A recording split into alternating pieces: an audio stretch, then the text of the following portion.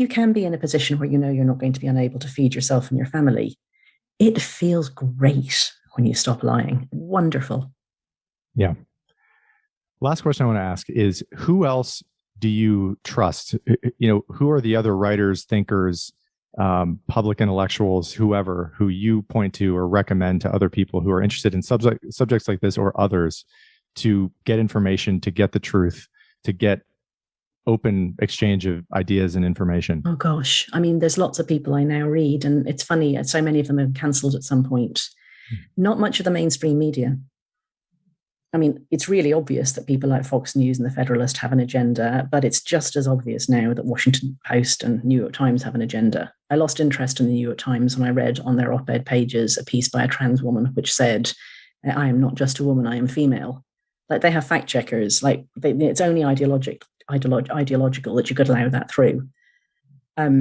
So I've become very skeptical of most mainstream media on this topic, on everything to do with anything identitarian. Yeah. And even political.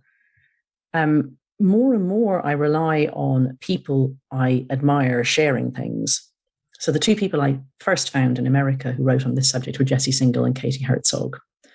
I still listen to them and their podcast and follow recommendations of theirs, even though politically we're not probably very much in the same place. Abigail Shrier's book was very good, and she's someone who's so politically in a different place than me. She's a Republican conservative, quite conservative Jewish woman, and that's not me at all, but what she's done is the best that she can do. That she's really tried to be a proper journalist, and I appreciate that, and I still read her. Who else? Freddie DeBoer is great. I rely on a load of blogs now, really, to try to tell me stuff, and that's a shame because I want foreign correspondence too. Foreign correspondence is usually fine, actually. But the foreign reporting is usually fine in the American press. Yeah, there's just the home reporting, I think, is very good. Yeah.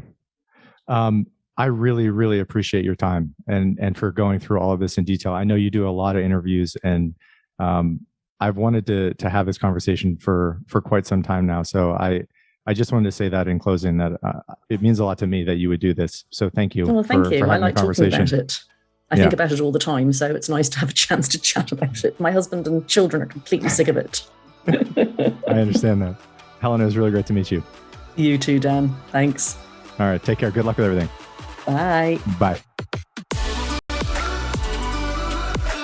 Thank you for listening to this episode of Keep Talking.